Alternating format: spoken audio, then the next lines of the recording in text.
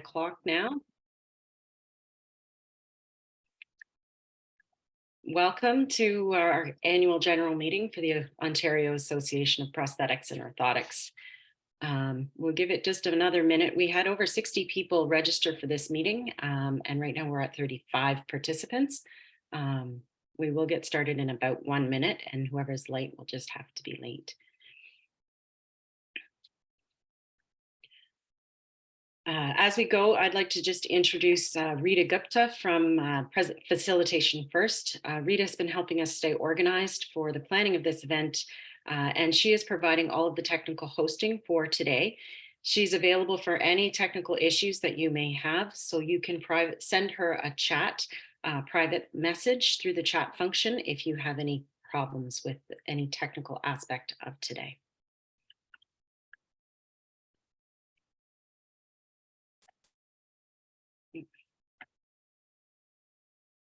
Just a reminder, all of you have been put onto mute. You will be asked to unmute if you raise your hand for a question. You do not have control over that function, just to keep things quiet in the background of the presentations. You also can't private message each other. You can message the group as a whole, or you can private message any of the co-hosts.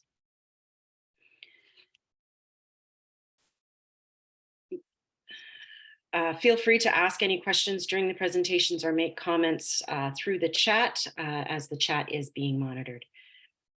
As well, please make sure that your name is correct on the screen so that we can take attendance. If it is not correct, or if it's something and you don't know how to change it, you can send a private message to Mel or myself, and we will, and just let us know who you are, and so that we can take attendance. If we don't get something from you, then Mel will likely send a message to you directly.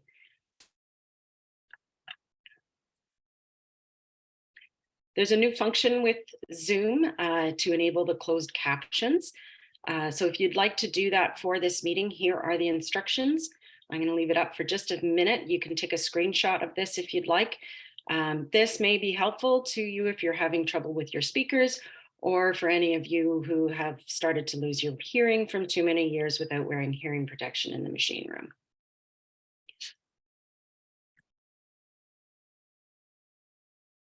I'd like to call this meeting to order. Is there any call for new business? Please put your hand up or put a message in the chat.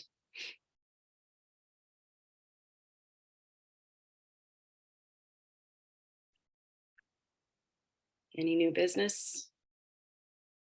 Anything come through? No, I don't see anything.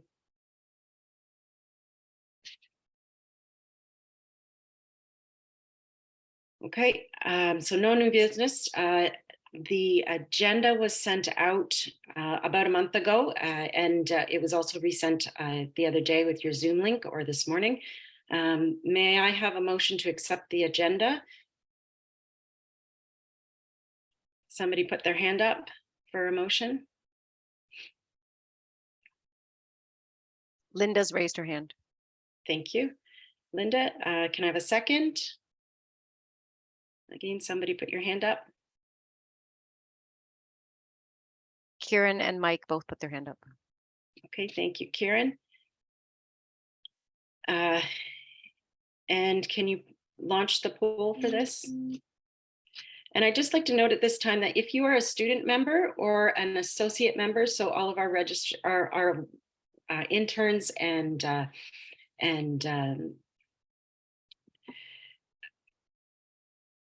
I've lost the name. So anyone who's not a full member does not have a vote. So please refrain from voting in these polls if you are a student member or an associate member. Residents and interns, that's the word I was looking for.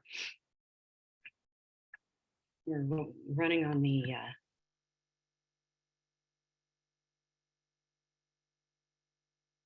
Mary Catherine, can you let people know if they're waiting to enter? We need to see their name that they're registered with Oapo.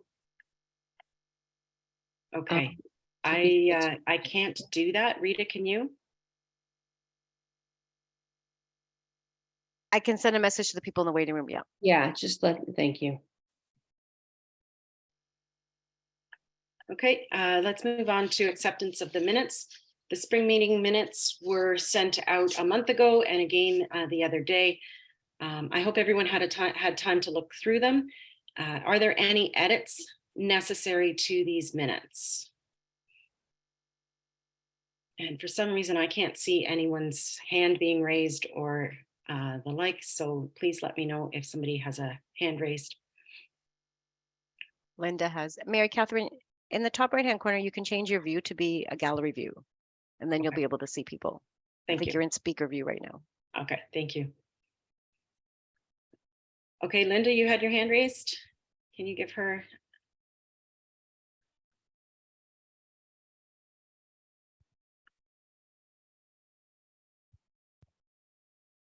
Did Linda need to want to say something?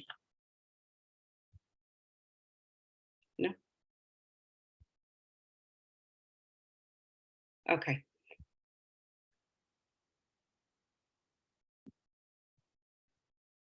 All right, so if there's no other edits to the meeting, then the minutes, can I have a motion to accept the minutes from the spring meeting on April 23rd? Jim Amesbury has his hand up, so he's the first, and Jennifer Russell Smith will take for the second. Can you launch the poll, please?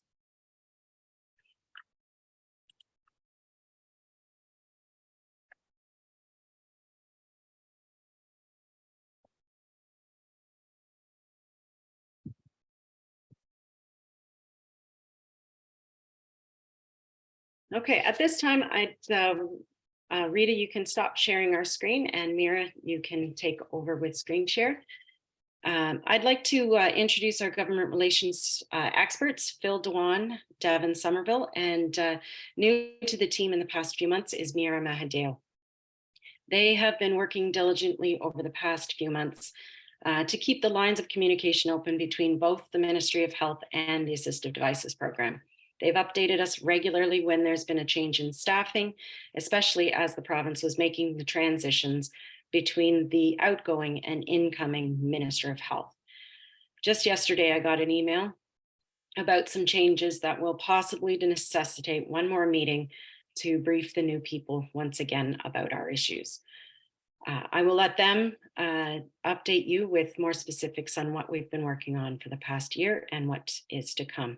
Welcome, Phil, Devin, and Mira. Thank you for coming. And Mira, can you give them access to their microphone, please? And it looks like Mira might be having trouble. I'm just trying to share screen here. Sorry. Okay. Bear with me.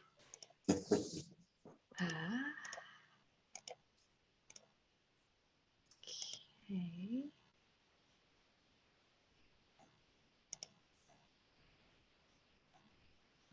Can everyone see? We're just seeing your Zoom desktop. We're not actually seeing any Oh, presentation. can you see the presentation now? No. Not yet. Oh, okay.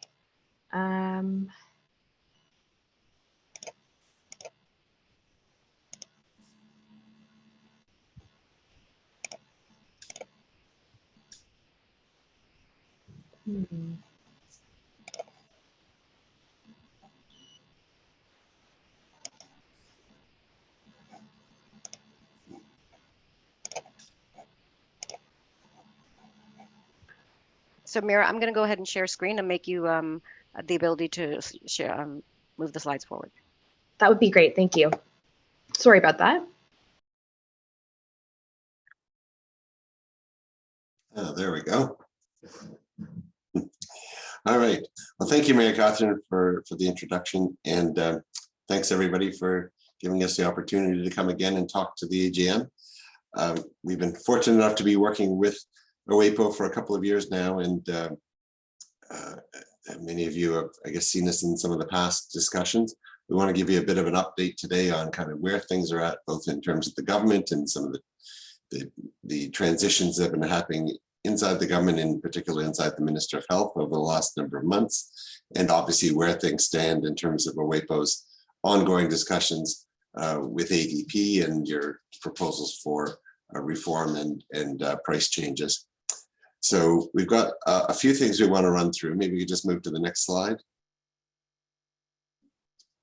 So we're going to start with the election overview, not a lot of detail, but just sort of the highlights and what's relevant to the association, and then review a bit of what's been happening over the past year, the various actions and progress that we've made, and cover off the sort of the GR strategy, where we need to go from here, what we see as kind of the next steps in terms of moving the agenda forward, and setting that within the broader context of health policy in the ministry and some of the pressures and challenges that the system is facing right now and how we navigate through those. And then finally talk about the concrete next steps. What are the action items on Oapo's priorities? And next one. I'm going to turn it over to Devin to run through the next few slides and give us a bit of an overview of the election and the transition. Thanks for that, Phil, and good morning, everyone. I will apologize in advance if there's a little background noise on my end. It is of the uncontrollable variety. I have a well-briefed 3-year-old, but they tend to fall, you know, the instructions lose something from time to time. So apologies in advance if that does take place. Want to just start off with a bit of a level set of what has evolved since the spring, when many of you would have joined us for a comparable update, but certainly a lot has changed, not least of which the outcome of the 2022 Ontario election, which many of you would have been paying attention to, and many took part in engaging your local MPPs and candidates in advance of that election. But wanted to give you a bit of a sense of the results and what that's going to portend for the next 4 years. Next slide. So just in terms of the top line results, as many of you would be well aware, this outcome of this election was really a very strong re-election mandate for the Ontario PC government under Doug Ford, increasing their number of seats by 16 at the time of dissolution to a total of 83 seats. That's 24 new caucus members. That's very important, as there's 24 individuals who have no prior, in most cases, no prior experience in the Ontario legislature or with the government of the day, and aren't well briefed on the issues that that may be driving the government at this time. Neither of the opposition parties really saw a material increase to their share of the election. The NDP having lost 8 seats from the time of dissolution, and the Liberals picking up a single seat, going from 7 to 8. So really not even achieving the relatively modest outcome of returning to official party status. And then 1 Green member, the re-elected Mike Schreiner from Guelph, and 1 independent member, which we won't get into the specifics of. It's very rare that independent members are elected in Ontario by historical precedent. In this case, the individual is very closely aligned with the previous Conservative, or PC, I should say, MPP from that ward, that riding, I should say. And we have every reason to anticipate that for the most part, they will effectively vote very much in alongside the government on most issues. Next slide. So as we said, with an 83 seat majority, and the fact that both of the opposition parties are going to be going into leadership elections for the next few really over the next course of the next year, the PCs are going to be relatively free to drive forward on their agenda. And we're already starting to see this, some fairly strong pieces of legislation that came in the immediate aftermath of the return of the legislature, and that has strong mayor powers in various cities and other initiatives on the healthcare side that are indicative of a strong majority mandate. And I think we all expect that when the legislature returns next week, we're going to see perhaps even bolder pieces. So this is an empowered majority, and it's going to be very important for all stakeholders, not least of which Oapo, is to find those opportunities to align with the government's priorities in order to achieve your government relations objectives. Next slide.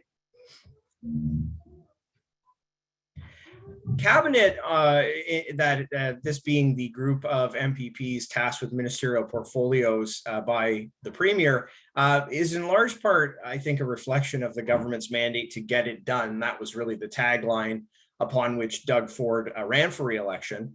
He opted for the most part to stick with stability for his cabinet. The majority of portfolios were a continuation, I would argue, from the previous cabinet. A lot of carryover. There were 6 new members of cabinet. A few portfolios were tweaked, but by and large, this was a stable cabinet. This was a stay the course cabinet and rewarded experience. Probably the most notable change of the entire cabinet is also probably the most immediately relevant for Oapo as well, and that was the appointment of Sylvia Jones, the MPP from Dufferin-Caledon, as the Minister of Health and Deputy Premier. Sylvia Jones, a very experienced, low-key, no-nonsense MPP, a policy-oriented member, one who I think earned the Premier's trust and confidence in large part from her work as the Solicitor General of Ontario. And that was relevant in the sense that the Solicitor General's office was particularly involved with the implementation of the COVID-19 emergency preparedness and restrictions regime, which was, as we all lived through, a very tumultuous and complicated effort. And I think there was a lot of confidence in her ability to manage that amidst what were very rapidly changing circumstances, often outside of anyone's control. But as we've seen here, many of the other key portfolios are remaining the same. Peter Bethlen-Falvey, the Minister of Finance, remains in place. The President of the Treasury Board, Pramit Sarkari, is in place in his existing role. Monty McNaughton, the Minister of Labor, Immigration, Training and Skills Development, continues to increase the profile and importance of that portfolio. As well, the Minister of Economic Development, Job Creation and Trade, Vic Fideli. All these continue to be carryovers from previous to the election. The legislature did return for a brief period in the beginning of August, really till the beginning of September, in which time they revealed their throne speech that really sets the mandate of government.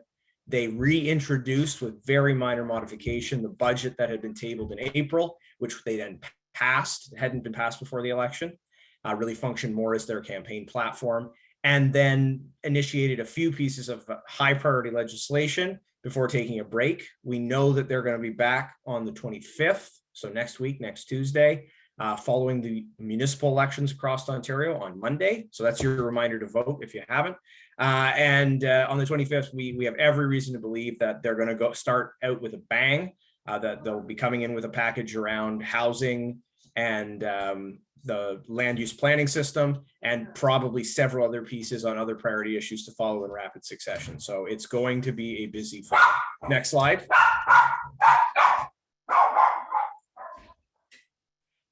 But they're doing really all of this amidst a very challenging environment across the province. There's huge pressures on government finances to meet, the needs of the health sector space. We've all encountered this in firsthand situations around the pressures that emergency rooms and surgical capacity are facing right now, as well as the growing needs of some the social and community sectors, which certainly are always a source of need, but this has only increased as a result of the pandemic.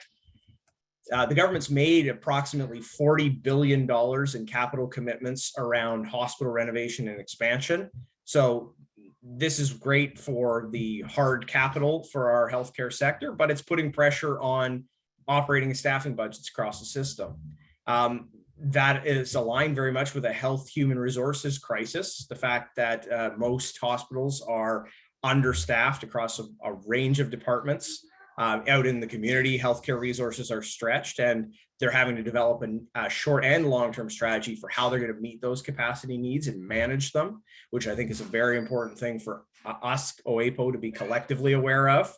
And in terms of the economy, we are still in the midst of, fairly unprecedented inflation, the looming risk of a recession, rising interest rates, an economic recovery that is still somewhat uncertain and unknown. So they are facing a very unpredictable economic dynamic. And the fact that this is going to be reflected in their budget and financial statements is really unclear.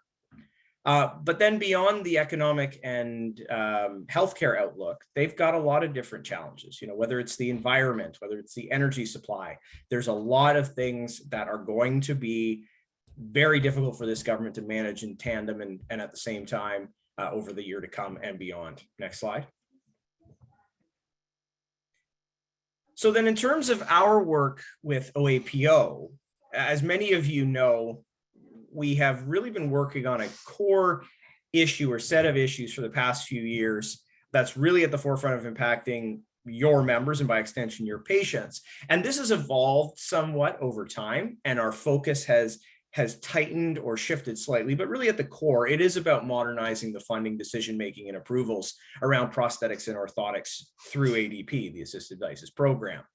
At the same time, that involves us building awareness among key decision makers and staff about who you are, what you collectively do within our healthcare system, and how critically important both of your professions are to so many people in Ontario, both in terms of the immediate well-being of those patients, but the downstream impacts on the healthcare system. And then what we've really been trying to do is to build a better and more collaborative, more responsive relationship with the Ministry of Health, particularly with the Assisted Devices Program, and to really reinforce your reputation as a valued, constructed, and consulted stakeholder. And I think we'll talk a bit more about this, but I do think that there's been real progress across all three of these. And while we don't know the outcomes, we have definitely seen things move forward since we last spoke in the spring. Next slide. And then just briefly before I pass this to my colleague, Phil, over the past year, we've really been working across a breadth of different tactics and actions to help deliver on this government relations mandate. Ongoing intelligence gathering to confirm the status of any number of ADP reforms, whether that be reforms to ADP itself or to the things we've proposed for Oapo specific to prosthetics and orthotics. There's been an ongoing regular dialogue between ADP and Oapo, meetings quite frequent, a lot of information sharing. I wouldn't say they're monthly, but they're close to it. And it's been, I'd say, fairly open and frank, which I think is the best way to be able to make good judgments about our next steps. We've continued to develop supporting materials, and many of you have had a key role in doing that, whether that's been briefing materials, letters, key messages. We've done template materials that you've been able to use, and then just broadening that engagement across government. And that's been somewhere where I think many of the folks who've joined us here today have been instrumental. There were many MPPs that you've engaged with, opposition members, you've engaged with the opposition health critics Oapo has. We've talked to platform party committees in the past year, third-party stakeholders, really trying to broaden that conversation around awareness of your profession and the challenges you're facing. And so with that, I'll pass it over to Phil to give a bit more of a specific overview on sort of where we are right now and what's the immediate outlook for OAPO and these issues we're working on together. That's great. Thank you, Devin. So we want to talk a little bit about what we've been working on specifically with Oapo and sort of how we have been advancing the proposals within government.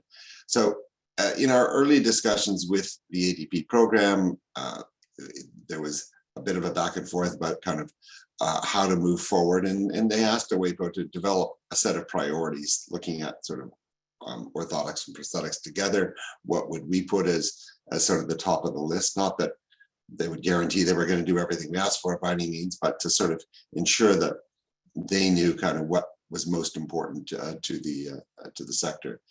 And obviously you've been working on that. You've all seen some of that work progress through the organization.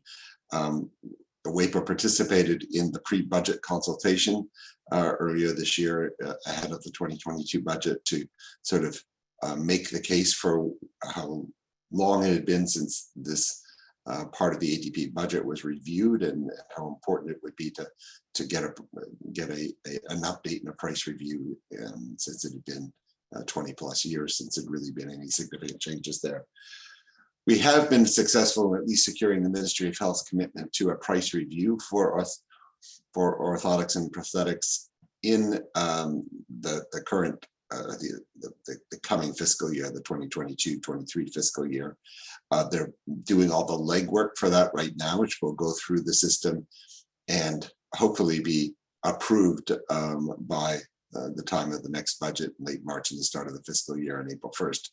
That may or may not happen exactly to the month, but they're certainly on track and moving in that direction. And I think that in terms of where they're at right now, they've done a lot of that legwork. They've got some preliminary price reviews for orthotics, with prosthetics now just sort of starting underway. They have been waiting to brief the new minister, which has been a bit of a longer delay than expected, frankly.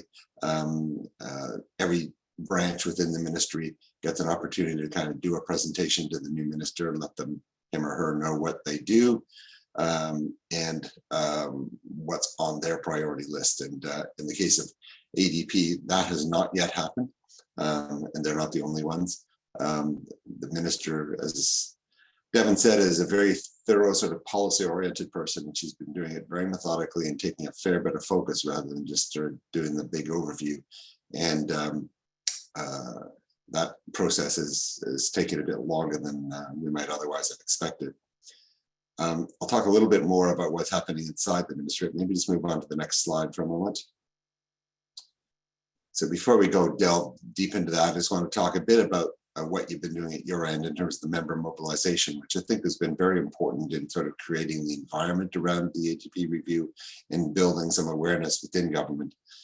So we worked with the organization to develop a candidate engagement toolkit and help you get out and talk to MPPs and candidates prior to the election. Oapo obviously is dealing with issues that are not nearly as well known to many politicians and potential politicians as some of the other elements in the health agenda. So I think it's very important to sort of do the grassroots, ground level work to make sure that people understand what you do in your communities and how important it is. And so we worked with you to develop that toolkit, put together a couple of well-attended webinars to walk you through, members through how to approach their candidates and MPPs and what that engagement process could look like. And I understand, I don't have the exact number here, but we've had something like a couple of dozen meetings that have happened since then, and we've been tracking kind of the MPPs who were elected and have been part of that process, so that we have a good sense of who within government, on both the government and opposition benches, are familiar with Oapo and have heard from you directly.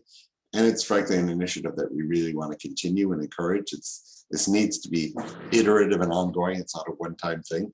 So it's important that we can continue to have those kind of meetings going forward. And the next slide, please. So the other big priority, which you're well aware of, and Brendan and the team have been working pretty heavily on, is the code review. We have not obviously shared any of that information yet with the ministry. They're aware that Oapo has been undergoing a review with your members to look at a complete, overview of the codes for both orthotics and prosthetics, and seeing where there are logical arguments for change. ADP would like to get that information whenever we're ready to give it to them, and it's frankly a bit of a chicken and egg right now. We're trying to make sure we can get some input into the pricing process, review process, and have a substantive conversation, and not just be sort of handing that data over. That's going to be, I think, an important, I won't call it a bargaining chip exactly, but it's an important element of our ongoing conversation with ADP. And the next slide. So we talk a little bit about the GR strategy and kind of where we need to go next, what we see as the real priorities. And the next. Devin talked a fair bit about the health policy context, and I'm not going to go through all of that again, but it is really important. I mean, they are facing probably the biggest challenges they have in the health system in many years. You're all seeing the headlines and probably experiencing personally some of the challenges with hospital access, with the shortage of doctors, nurses, PSWs, and others within the system, and the backlog that's creating, the emergency room issues. That's not going away anytime soon, and it is a huge problem for the government right now. So, I mean, part of our argument obviously has always been that doing your work effectively and having the tools and the resources to do it effectively helps take pressure off the system. And I think that's something we're going to continue to hammer home as we have these discussions with ADP and with others in the ministry, that, you know, sure, you don't have to fund this the way it needs to be, but if you don't, that's going to actually end up not just with patients suffering, but with further pressure within a system that's already extremely stressed. Devin also referred to the large capital spending plans on hospitals. I mean, there is a set of already scheduled health capital programs and others that are on the sort of the next tier of waiting list that are well north of $40 billion. Those were mostly numbers that were developed several years ago when a lot of these proposals went through their concrete capital planning. And the ministry is very well aware that those numbers have significantly inflated given the environment we're all living in right now. Hospital construction is extremely complex, and their numbers have been going up even more than general inflation or general construction. So you know, they're going to be pushing back significantly with all of those parties across the province about how to scope and scale things to still be manageable.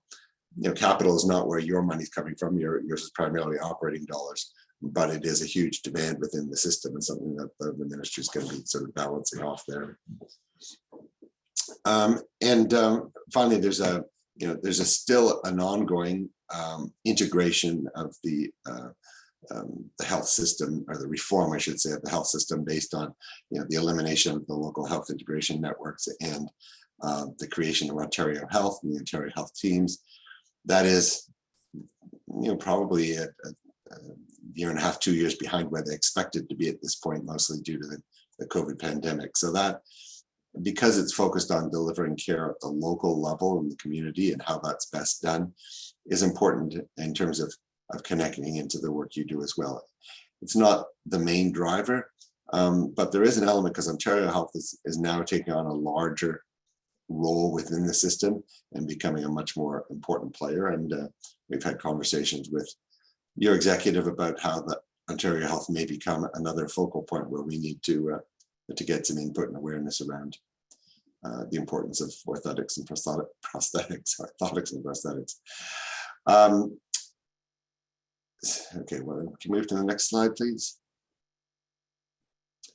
So in terms of our strategy at the moment, you know, we are looking for the opportunity to sustain the engagement with the Ministry of Health, given this pricing review that's going on. And I had a conversation on Wednesday or Thursday with Emily Zetter, who's sort of our main contact at ADP, the senior manager of the program.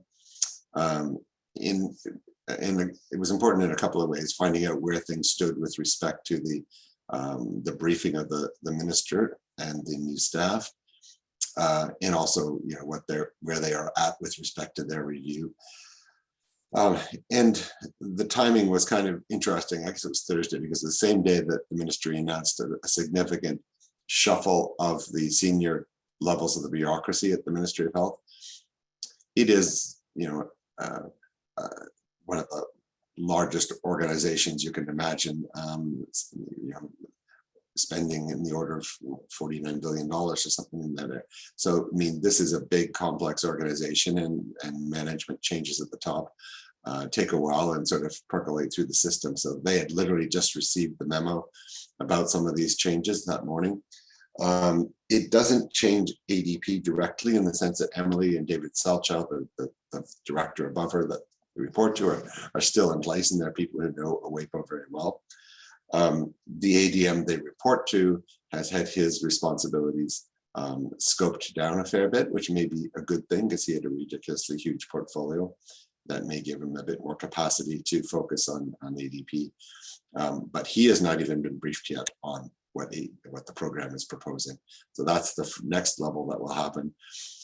Then it would normally have gone directly to the deputy's office and then to the minister from there. But they've just, in this new change, implemented another layer in between, an associate deputy minister. So there's 3 associates across the whole system who are responsible for pretty broad portfolios. He's a great guy, Peter Kaftarian, who's been running hospital capital up until now. But this is a new role for him, and we'll have to see how it plays out. So Emily's going to have to first get her briefing with Patrick Discerny, the ADM, who'd been delaying it because they knew the shuffle was coming, and then with Peter, and then the deputy and minister's offices, which often happen pretty much in parallel. So she wouldn't put an official time on it, but my guess is it's going to be 3 to 6 weeks before they kind of get through that briefing cycle with all the players internally that they need to. I think they've been very positive about their engagement with Oapo, and certainly very full of praise in terms of how you operate as a stakeholder. And for Mary Catherine and Kristen and Bryn in particular, who've been sort of the visible face of the organization with them. That only gets us so far. Obviously, we want real changes. They have committed there will be price increases, which is, in their view, a significant step. We know the numbers they're looking at are not anywhere near the magnitude that we believe is justified given the history since the last time any price changes took place. But we don't know where that's going to land at the end of the day either. So they know where we stand, where Oapo stands in terms of our concerns about the size of that and the magnitude and the need. And that's going to be a bit of a back and forth. They've certainly committed that they're going to bring whatever they're proposing in terms of what codes and areas are affected or to Oapo for discussion. Is not just going to be implemented and sort of brought in from the top. There will be some conversation about everything except the price levels, which ultimately they're going to keep internal until they've got final cabinet approval. So our task right now is really, as they go through the briefing process and the back and forth with you over kind of what their proposal looks like, is to continue to make sure that we can shape and define that pricing review as much as possible, that the right elements are being given priority, and that we can push them on the numbers as high as possible. The other interesting thing that I heard from Emily the other day was that she said David Salchow, who's her boss, is very aware of the fact that this is not going to get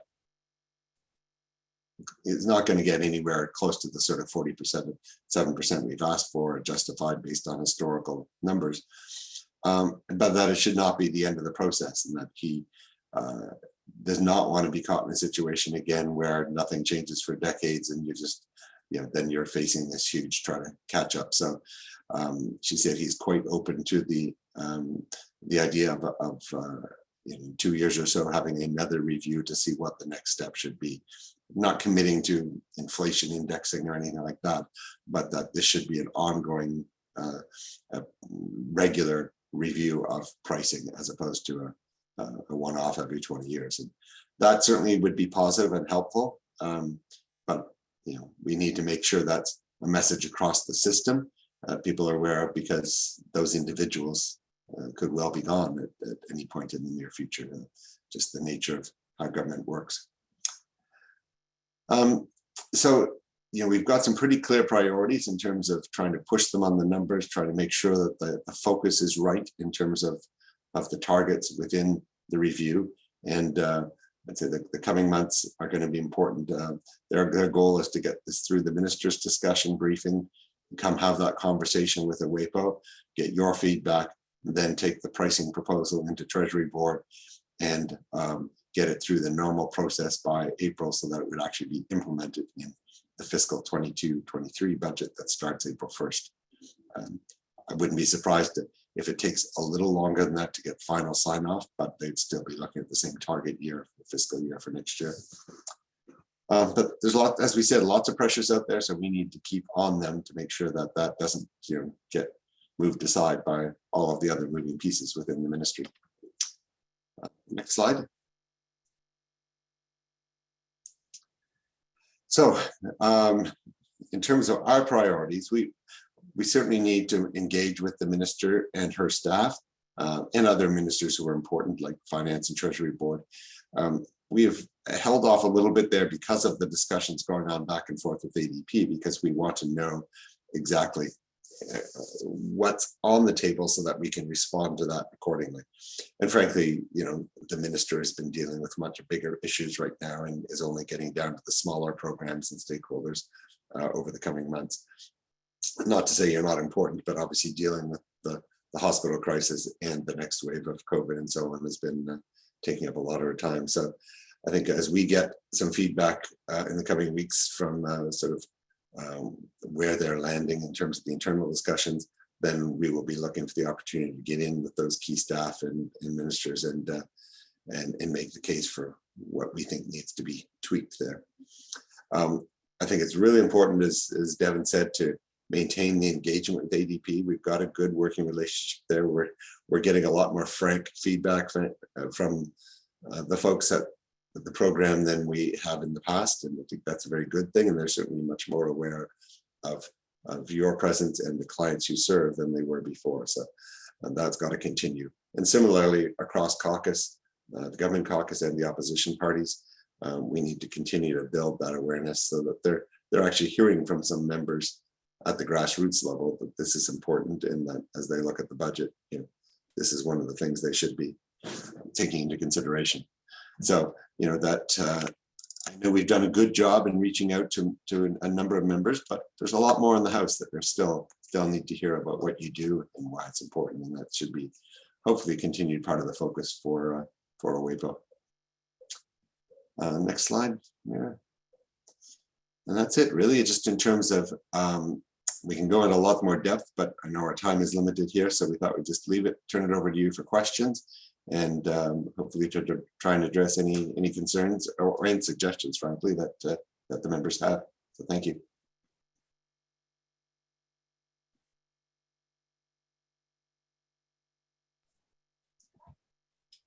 I think Mary Catherine may need her mic back.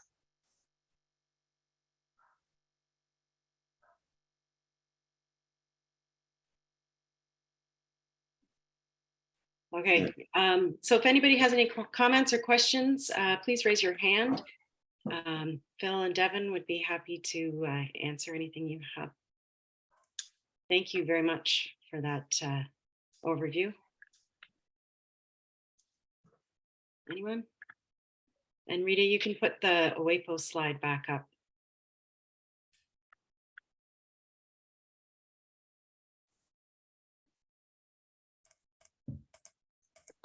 It's all silent. Everyone must be very happy with what we've been doing over the past year, and it has been a busy year, and we'll continue to be busy as we move forward into this next section. So I still don't see any hands up, any messages in the chat. I haven't noticed anything there. So I would like to say thank you very much to Devin and Phil and Mira for coming today and taking time out of your Saturday once again to update our membership on this important initiative that we've been working on so hard. Thank you for the chance to speak this morning and to work with the organization. We really appreciate it, and look forward to hopefully continuing the effort for the next year. Great. Thank you. Okay, thank you. Thanks, everyone. Have a great meeting. Thank you very much. Bye-bye. Have a great day.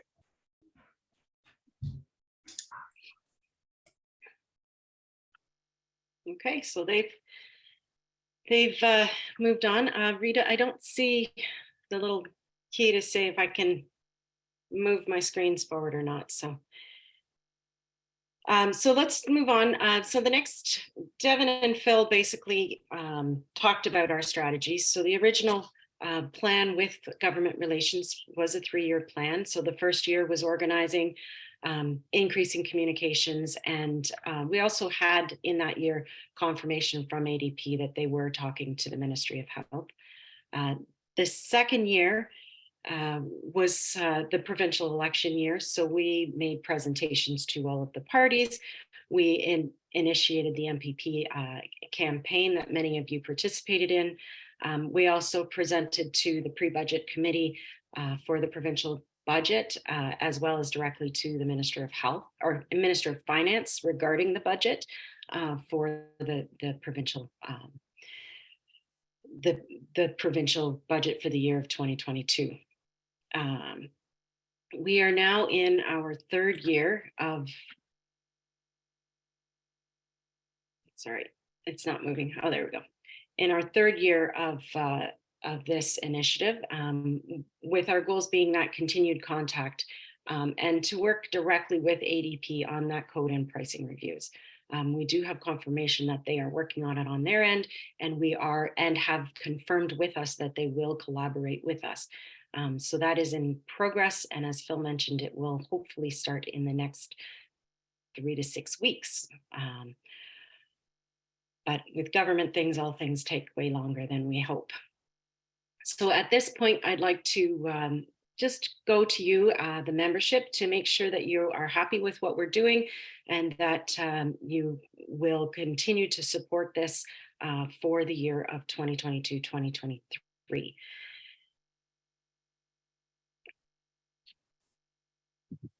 So the budget for, Kelsey will go more into the budget for this year, but the fees for the next year will go up a tiny bit. 3.5% is what council has added to our fees.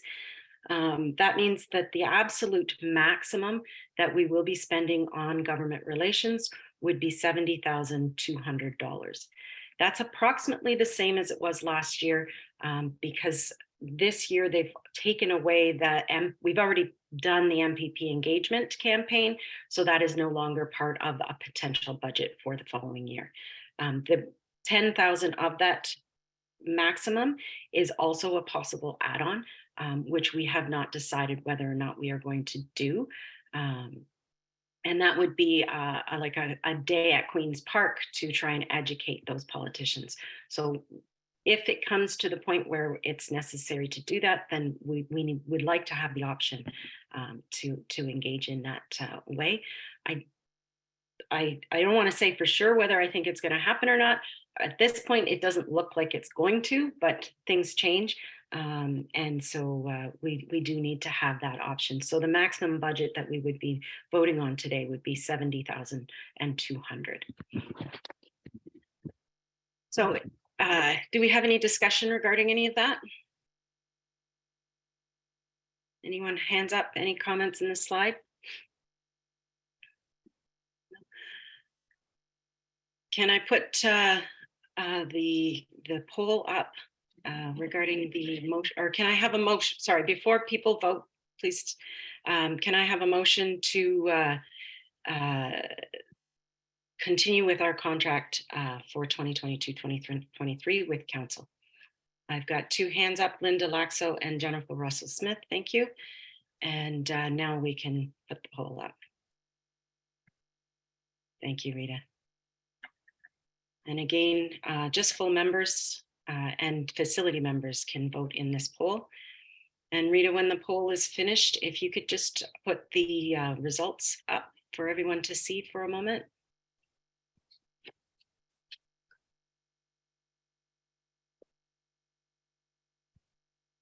And let me know when that poll is done. We're at about over 80% vote, so I'll end the poll now. Thank you. Okay, thank you very much. Motion carried. So fundraising for this, but we would like to say thank you so much for all of your support in the past couple of years. The bulk of the funding for this government relations firm came from the facility members. All of your donations have made this possible. There's also a few individual members who donated from their own personal funds. We do this for all of you, so thank you to those individuals. Each donation indicates the depth of your belief in this work. We really will continue to push for positive change on your behalf, so thank you.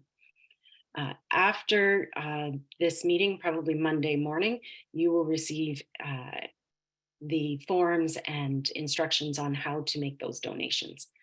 So we'll ask that that happens as soon as possible. I believe the date will be maybe November 15th, give you a month or so to make those donations. So we thank you in advance for that.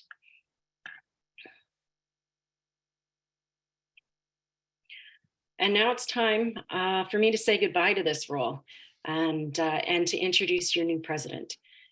So before I hand over the reins to Bryn, I would like to just say thank you for your support over the past few years.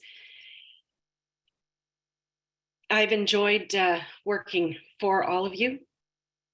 Being involved has allowed me to get to know most of you. And I must say it's a very wonderful group to be a part of. I plan to continue working with the Government Relations Committee moving forward, and we'll be happy to consult with any board member or anyone who's looking for probably something that I hid in my many files should the need arise. I really like knowing what's going on behind the scenes. So maybe it might be a bit hard for me to step back completely right away, but it has been an honor so far. Thank you. Looking forward, Bryn Jones has been working with us for a few years now.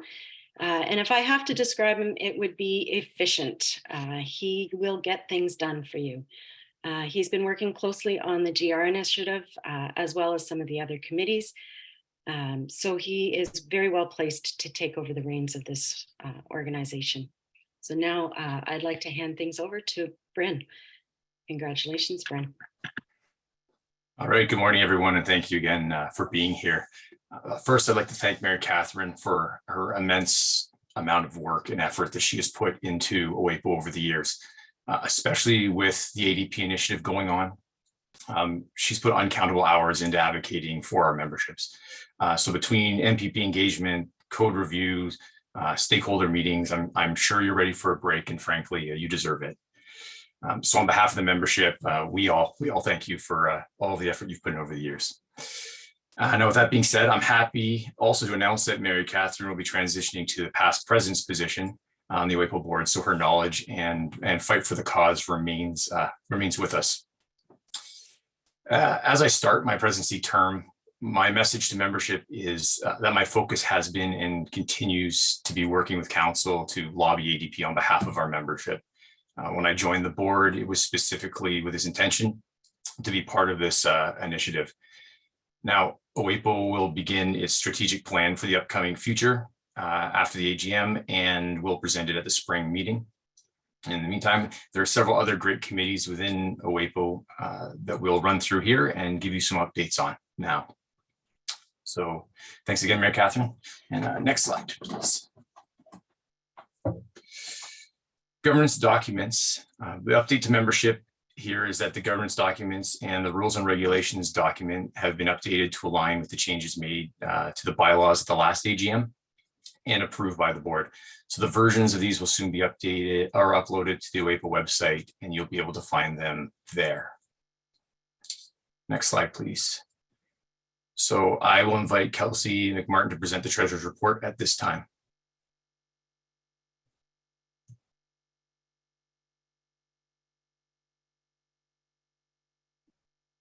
Thanks, Bryn. And thank you, Mary Catherine. So just a little update for 2021. We finished 2021 up in our assets, as you can see there, kind of following the trends that we've had over the last couple of years. The spread being a little bit different. We had some GICs that came due that resulted in a little bit more cash for a little bit more time in 2021. Yeah, so then if we could go to the next slide, it'll describe, thank you. So it'll describe just a bit more of what 2021 looked like. So we had revenue up a little in 2021 because of an increase in membership. That was both facilities, which I'll show later, and full members as well as associate members. And those donations for the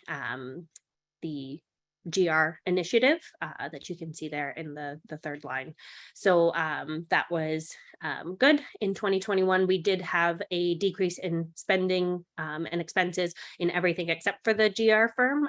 That was just because there was not as many projects going on that incurred expenses.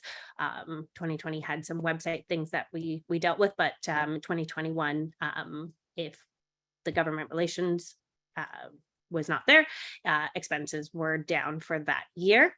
So we ended the year up, as you can see. And if we can go to the next slide, I'll just describe a bit more about the membership that we saw, or the facility donations first, sorry. So we did receive 34 facility donations that totaled $72,000 approximately, as well as we received a donation from OPC that helped contribute towards the MPP engagement specifically, which was great. So a substantial amount, the cost of the GR initiative was covered for last year by those donations and that work that we have done.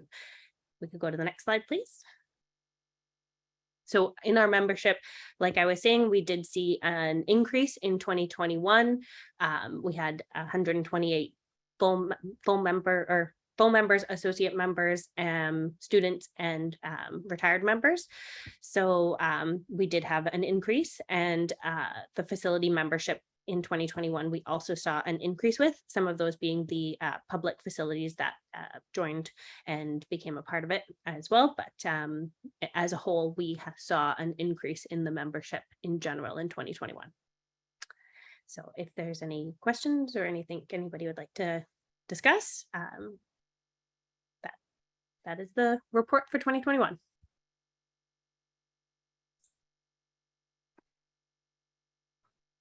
All right, we'll just give it a second to see if there's any hands or comments in the chat.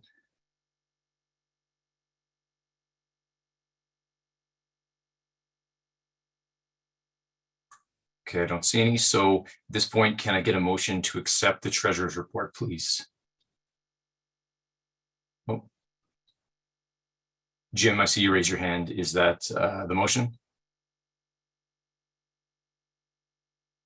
There we go. So Jim Ainsbury and Mike Christian just seconded. Can we get the poll please up to, there we go.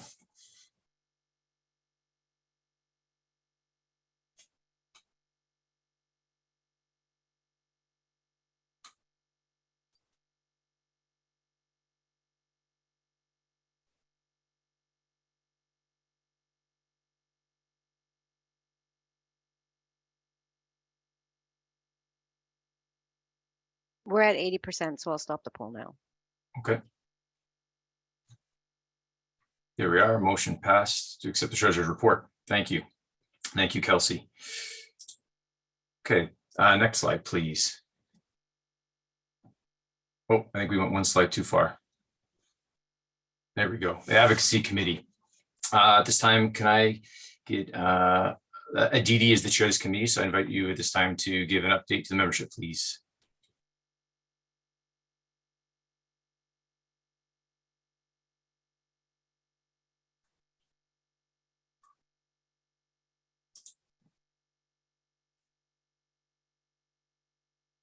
Dee Dee's mic is still muted.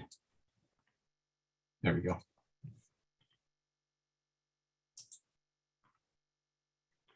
Thanks, Brian. The committee update for Advocacy Committee.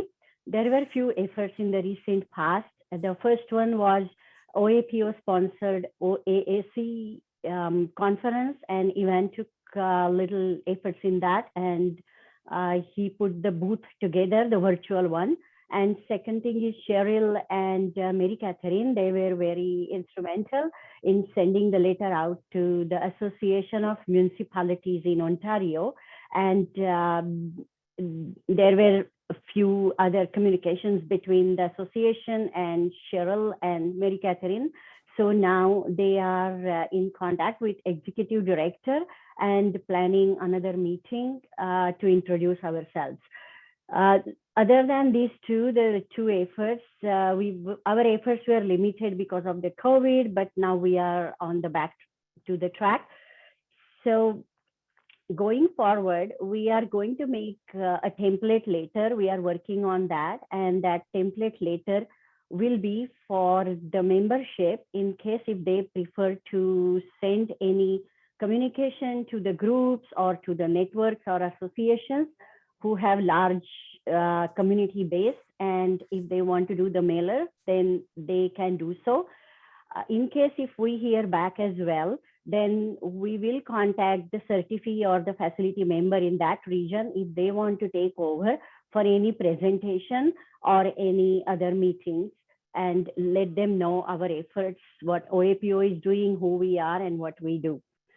Other thing is we are trying to get a database like for the organizations in the community and also the networks where we can focus. So initially the strategic plan will be, we will focus on 10 organizations. We are working on creating that database at the moment and creating the template later. To reach out allied health professional organizations, we need help from the membership. If you come across any organizations or any community groups, please send us the information and if possible, the contact name so that we can contact. Any questions on that? That's the update on the advocacy committee. Great, thank you for that, Aditi. I don't see anything in the chat. No hands, so thank you again, Aditi, for all that work and that update. Next committee to review is the Education Committee. So the chair of that is Katie Davis. I invite you at this time to give an update, please. All right, I can't see myself, but so we are having the education session starting after this. We have a full day for you planned. There are education credits that will be given out. We will send, Rajiv and I will send a certificate at the end of it. Nothing really new to report. As always, if you guys have any ideas for talks or any speakers that you think that would be good or any topics you're interested in, please send me an email and I would be happy to look into that for you. So hope to see you guys at the education sessions after this. Perfect, thank you, Katie. Yes, for everyone who signed up for those, they'll be happening right after the AGM.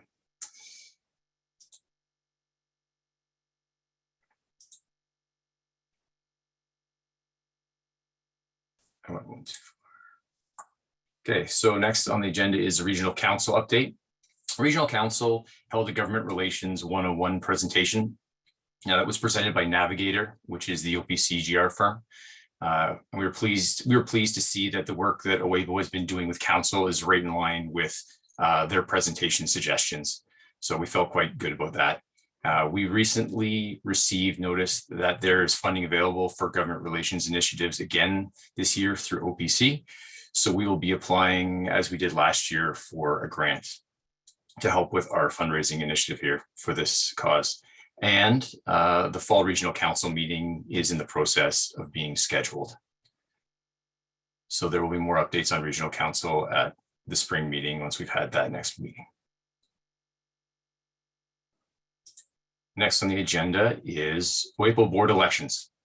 I'm pleased to say that our board is fairly full, other than we have the vice president position now currently vacant as I've moved up in the presidency role. And we also have a couple of board members whose positions are expiring. So this slide here is the current board members we have. So now at this time, I'm asking if there are any members in attendance who would like to step into the position of vice president on the board. It is an important time for Oapo with our ADP initiative, and we'll need someone else to carry the torch as this continues. So we would be extremely happy to have anyone willing to step up and join the board in the vice president position. So at this time, I'd ask if there are any nominations from the floor for the vice president position.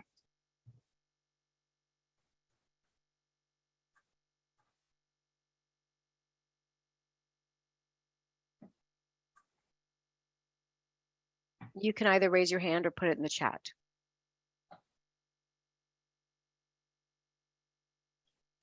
And if there are no nominations at this time, I encourage anyone who might be thinking of it can reach out after the meeting or such, and to discuss kind of what the responsibilities are, or what goes into it. We don't have to make this decision right today, but if there's anybody, I'll give it a couple more seconds to for nominations.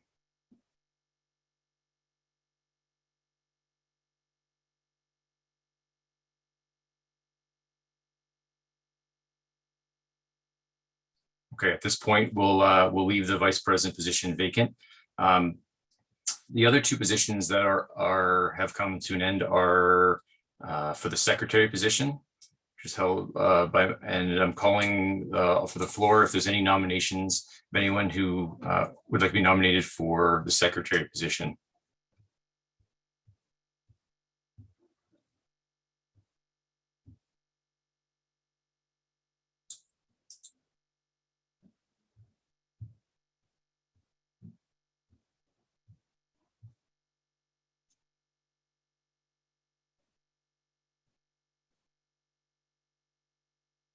I had a question about, does Mel want to continue? I believe Mel is willing to continue, but we have to open it up to the floor to see if anyone else is interested in the position or not.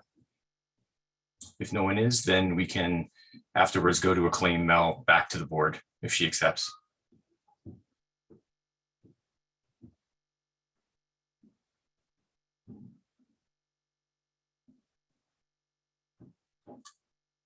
Okay, I don't see any nominations, so my question then would be to you, Mel. Are you wanting to be acclaimed back to the board as in the position of secretary?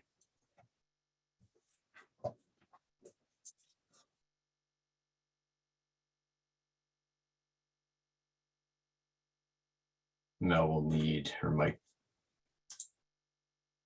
unmuted. I've asked her to unmute. All right, well, if Mel's not monitoring right now, we'll just move on to the other board position that's available. Evan, his position is up. Again, I believe he's willing to stay on and be acclaimed back to the board, but are there anyone out there that would be like?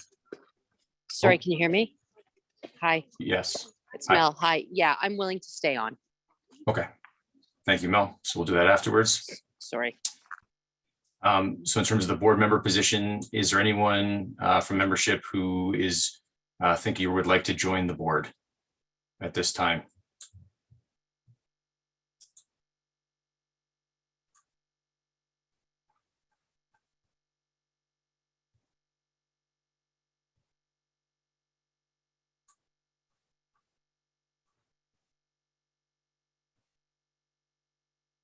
I don't see anything in the chat.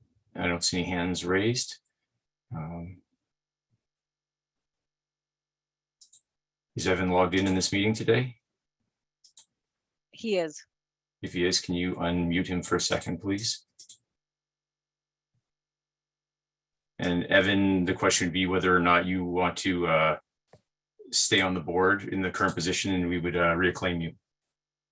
Yeah, I'm happy to stay on, Bryn. Thank you. Okay, thank you, Evan. So for that, if there's no nominations for anyone new, then I would like to put a vote forward, or I need a motion for a vote to acclaim Mel Freeman and Evan Harvey back onto the board. Okay, got lots of hand raised for that. So Linda Lasco and Leslie Mead.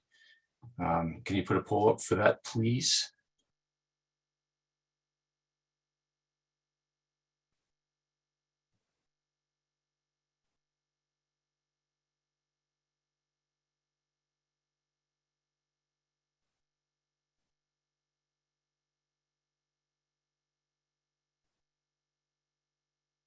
There we go. We're over 80%. All right. Thank you. Motion is passed, which means welcome back, Mel, and Evan. Thank you for your continuing contribution to the board. Again, if anyone is interested in the vice president position, I'd be very happy to have someone else help along with the ADP initiative and everything else that goes along with the Oapo board. Feel free to reach out to me. You can either do that president@Oapo email, or actually do the president at Oapo email, and I'll get back to you with any questions you might have. So moving forward, CFIB. So all members of Oapo are currently also members of CFIB. A list of the member benefits are outlined here on the slide that you can read.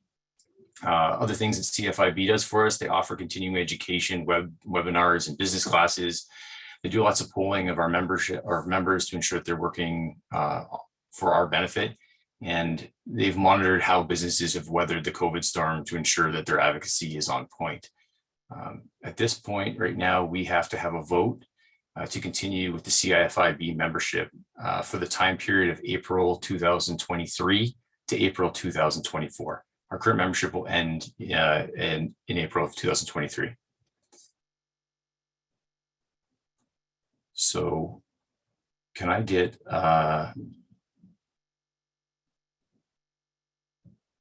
motion, please, for a vote so we could vote on the continuation of a CFIB membership through Oapo?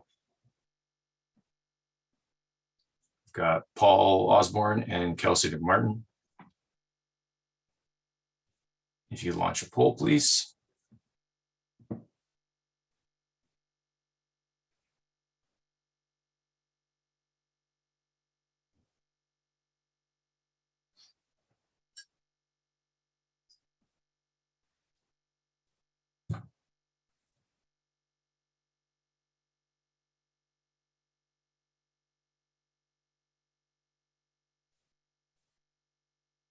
All right, good. We're over 80%.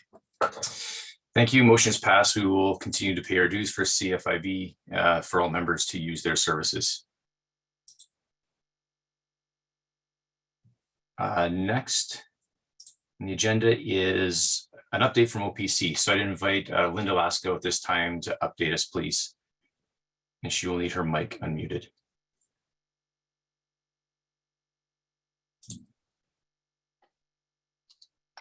Hello, everyone.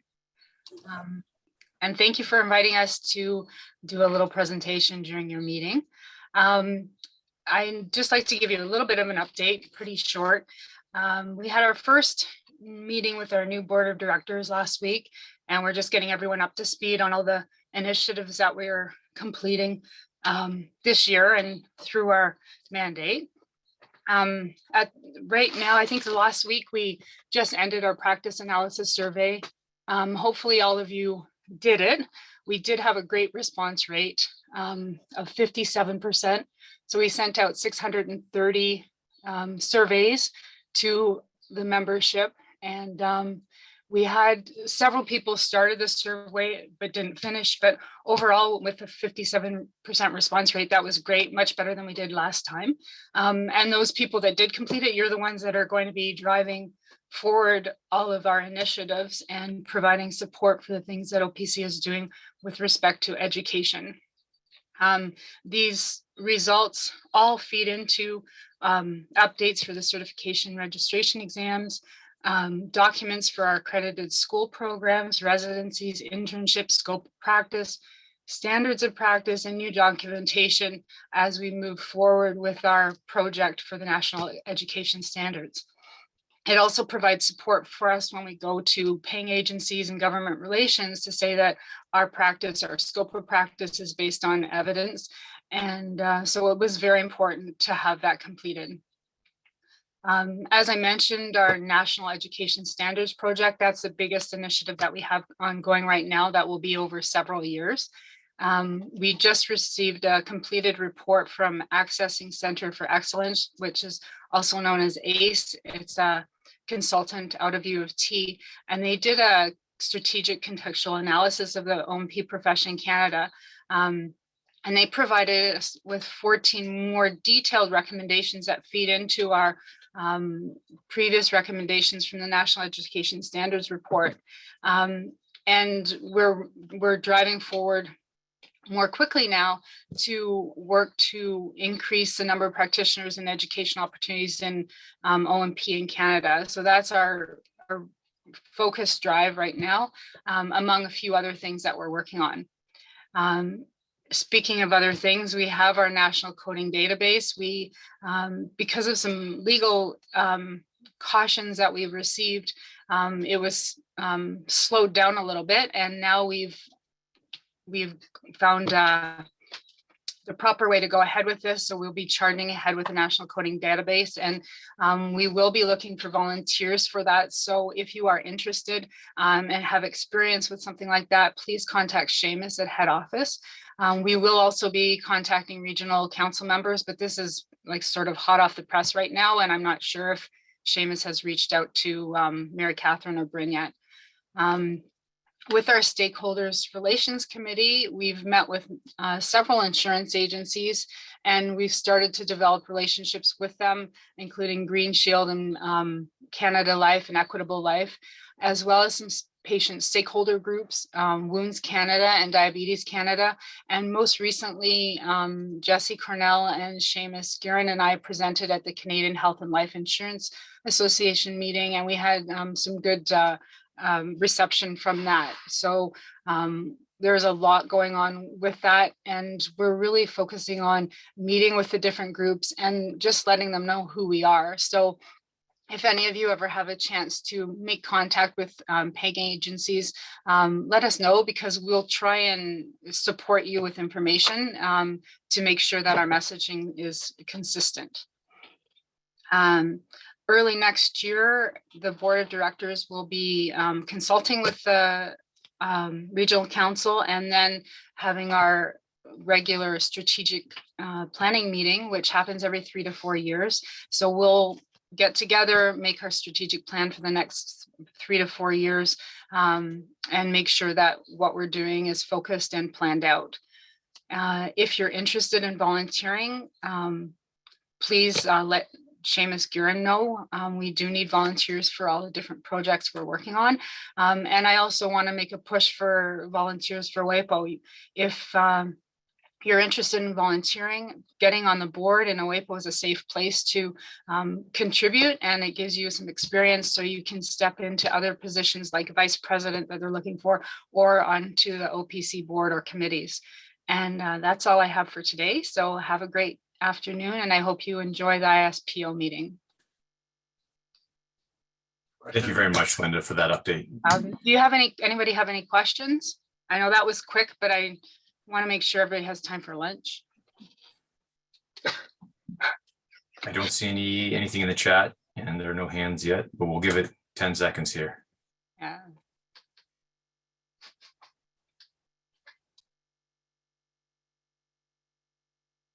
Okay. Thank you again, Linda. And